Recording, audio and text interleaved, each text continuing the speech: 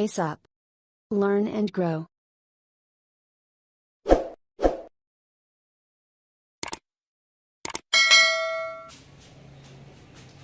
Hello friends, welcome to our channel pace up. आज हम देखने वाले हैं इंक्लूसिव एजुकेशन, जो कि हमारा ऑलरेडी टॉपिक चल रहा है।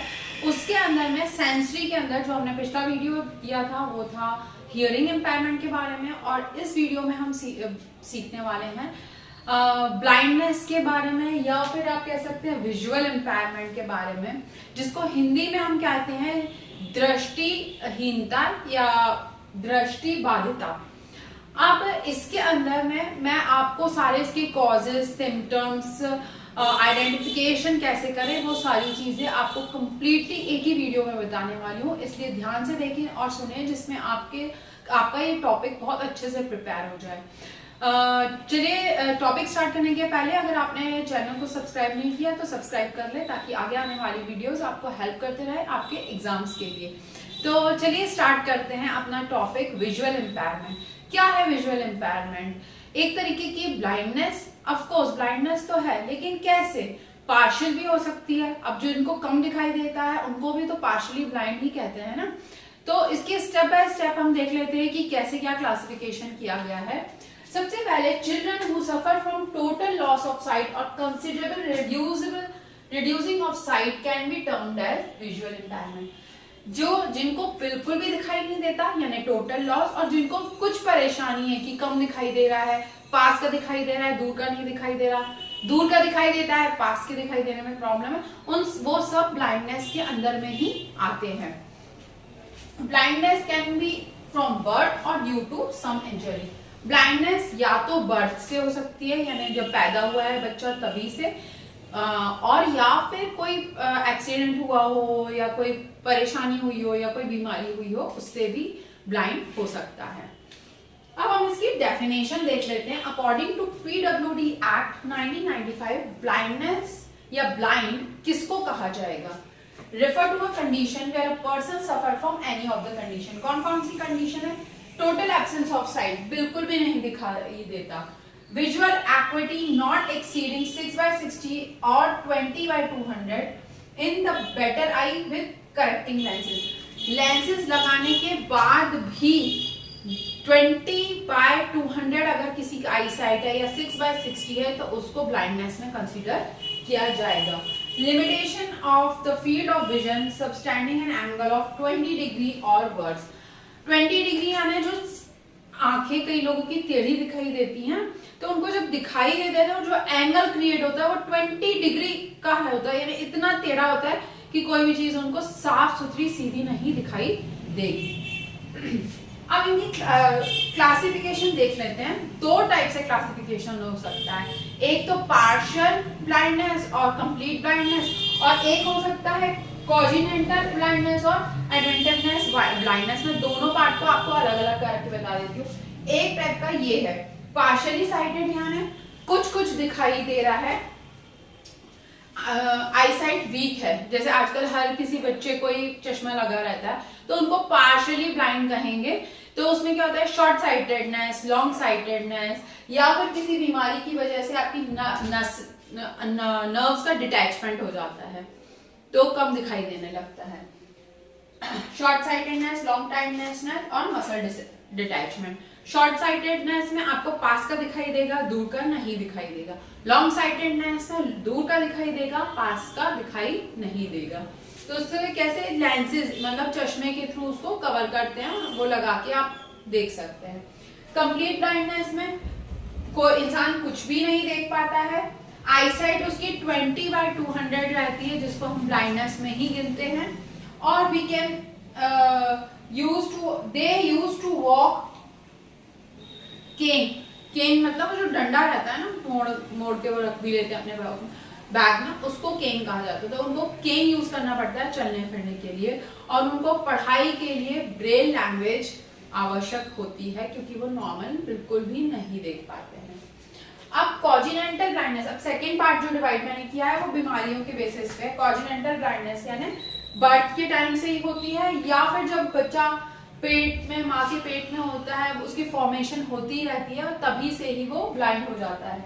Adventitious blindness occur after 5 years of age, और एडवेंटिशियस ब्लाइंडनेस क्या होती है, 5 साल के बाद होती है बच्चों में, कुछ विटामिन की कमी के कारण, या फिर बहुत ज्यादा आंखों पे किसी चीज का जोर देने के कारण, या किसी एक्सीडेंशियल इंजरी के कारण।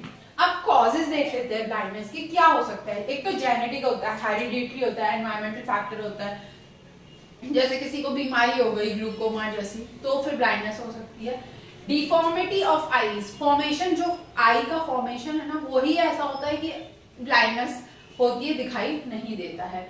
डिस्टर्बेंस और डिफिकल्टी इन फंक्शनिंग ऑफ आई, कई बार बच्चा जैसे फ्रंट में देख रहा है लेकिन उसकी आंखों के जो रेटिना है वो दोनों कॉर्नर्स में जा रहा है, तो वो एक डिफॉर्मेशन है या डिस्टर्बेंस है आई में, और जिस वजह से वो देख नहीं पा रहा। एक्सीडेंट या इंजरी हो सकती है आईज में, रुबेला जैसी बीमारी है ये रुबेला, या फिर ब्लॉक टीयर, बर्थ डिफेक्ट, आंखों से आंसू नहीं गिर पाते हैं, वो भी बर्थ डिफेक्ट होता है। कैटरैक्ट, आपको पता है कैटरैक्ट जो आजकल कांच बिंदु होता है उसकी वजह से, या फिर कैंसर ऑफ द आई, या फिर किसी प्रकार का इंफेक्शन हो। माल न्यूट्रिशन, खाने पीने की कमी से बच्चा वीक है उस वजह से, और विटामिन ए की कमी से। Child gets a toxic drug और poisonous substance kept in the house, या तो उसको कोई ऐसी दवाई दे दी होगी जो वो बहुत ज्यादा टॉक्सिक हो या बहुत ज्यादा तेज हो, या फिर उसने कुछ घर पे ऐसा रखा हो जो खा पी लिया हो, उसकी वजह से भी ब्लाइंडनेस हो सकती है। अब इसको आइडेंटिफाई कैसे करेंगे कि कोई ब्लाइंड है, उसके 3 ABC होते हैं। ये बात हमने कर लिया, अब हम आइडेंटिफिकेशन पे आ गए हैं। तो आइडेंटिफिकेशन के ABC क्या है। A इज फॉर अपीयरेंस, देख के जैसे हम समझ पाएंगे। B सामने वाले का बिहेवियर, और C अगर वो कुछ कंप्लेन करता है इस बारे में। तो अपीयरेंस का पहले देख लेते हैं। क्रॉस्ड आई, क्रॉस्ड आई यानी स्प्रिंट जिनको कहते हैं, या भेड़े जिसको कहते हैं हिंदी में। स्वेलन आईलिड्स, आंखों के ऊपर बहुत ज्यादा सूजन होना हमेशा, और आंखें फूली फूली दिखाई देती हैं। वाटरी आई, आंखों में एकदम से पानी आ जाता है किसी का भी।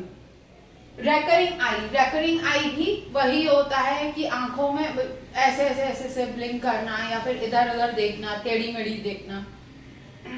अब बिहेवियर कैसे हो सकता है। रब आई एक्सेसिवली, बहुत ज्यादा आंखें मीड़ रहा है बच्चा। कवर वन आई, वायर, एक आंख बंद करके कोशिश कर रहा है कुछ पढ़ने की या टीवी देखने की या कुछ भी देखने की। होल्ड ऑब्जेक्ट एंड बुक, बहुत ज्यादा पास में रख के देखने की कोशिश कर रहा है, या फिर बहुत तेजी से ब्लिंक कर रहा है। तो वो एक बिहेवियर हो गया समझने के लिए कि उसको आंखों में कुछ प्रॉब्लम है। और लास्ट में खुद ही बच्चा कंप्लेन कर सकते हैं कि आंखों में खुजली हो रही है, इचिंग हो रही है, दिखाई नहीं दे रहा अच्छे से, डिजीनेस, चक्कर आ रहे हैं, सिर दर्द हो रहा है, ब्लर हो रही है कोई चीज। तो वो सारे जो वो कंप्लेंट्स जो खुद के मुंह से वो बोलकर बता सकता है, और कई बार हम ये चीजें रिकॉग्नाइज भी कर सकते हैं उसके अपीयरेंस से या फिर उसके बिहेवियर से। अब इनके सिम्टम्स क्या क्या होते हैं। एक बहुत नॉर्मल कॉमन सिम्टम है हेडेक। हेडेक किसी का हुआ तो नॉर्मल कहते हैं भाई आप जाके आंख के डॉक्टर को दिखा लो, हो सकता है आपकी आंख वीक होगी। तो एक सिम्टम तो हो गया headache. Second, sensitive to light, एकदम से जो लाइट आती है उसमें वो चक्कर-चौंध हो जाता है। वैसे तो वो नॉर्मल सभी को होता है, बट स्टिल जिनको आई साइट की प्रॉब्लम होती है बहुत ज्यादा चक्कर-चौंधी लगती है। Blink eye frequently, unable to see clearly, कुछ भी सही से नहीं दिखाई दे रहा है। पुअर फोकसिंग, कहीं पे भी देख पाना लगातार बहुत मुश्किल हो जाता है उसके लिए। मेकिंग मिस्टेक्स व्हाइल रीडिंग, पढ़ते टाइम वो बार बार रीडिंग में मिस्टेक कर देता है या शब्दों को छोड़ देता है, स्किप कर देता है, हमें लगता है उसको पढ़ने नहीं बन रहा इसलिए छोड़ रहा है, लेकिन उसकी आई साइट की भी प्रॉब्लम हो सकती है। नीड मार्कर और फिंगर टू न्यू प्लेसेस, वो फिंगर रख के प्लेसेस को जज करता है। रिपीटेडली ओमिट्स स्मॉल वर्ड्स, जो मैंने अभी आपको बताया ओमिट्स कर देता है, पढ़ते टाइम रिपीटेडली वो छोड़ देता है उन वर्ड्स को। तो ये हमने कुछ चीजें पढ़ी। अब मैं आपको बताऊंगी इसका एजुकेशनल इम्प्लीकेशन क्या हो सकता है, हम उनको कैसे मदद कर सकते हैं एजुकेशन में। देख लेते हैं प्रिवेंटिव मेजर्स ऑफ ब्लाइंडनेस और एजुकेशनल फैसिलिटी क्या क्या होने चाहिए ब्लाइंड बच्चों के लिए। तो प्रिवेंटिव मेजर में eye eye glasses should be use. अगर आपको थोड़ी भी आंखों में परेशानी है तो आई ग्लासेस जरूर यूज करें या बच्चों से करवाएं। प्रॉपर अरेंजमेंट ऑफ लाइट, जहां पे भी वो पढ़ रहे हो या कोई काम कर रहे हो वहां पे लाइट का प्रॉपर अरेंजमेंट हो। ऐसा ना हो कि लाइट की वजह से उनकी आंखें और खराब जाए और वो आंखें गड़ा गड़ा के कोई चीजें देख रहे हो। Information related to eye protection should be given in many industries. बहुत सी इंडस्ट्रीज ऐसी हैं जहाँ पे लोग काम करते हैं और उनको पता नहीं होता कि वहाँ पे क्या परेशानी केमिकल्स की वजह से या बहुत तेज लाइटों की वजह से हो सकती है। तो वहाँ पे प्रॉपर उनको मेजर बताया जाए कि वहाँ पे सनग्लासेस यूज करना है। हार्मफुल क्रैकर्स हो गए, पानी के बलून हो गए जो होली के टाइम यूज करते हैं, या फिर हार्मफुल कलर्स हो गए, उनको कंप्लीटली गवर्नमेंट की तरफ से बैन कराना चाहिए। Sunglasses should be use while watching solar Eclipse. जो सोलर इक्लिप्स होते हैं, जो ग्रहण वगैरह लगते हैं, उनको चश्मा देख के ही देखें लगा के। Keep children away from pointed object, जो शार्प है जैसे नॉर्मल पेंसिल है या चाकू है, उनसे बच्चों को दूर रखें। अब एजुकेशनल फैसिलिटी उनको क्या दी जा सकती है?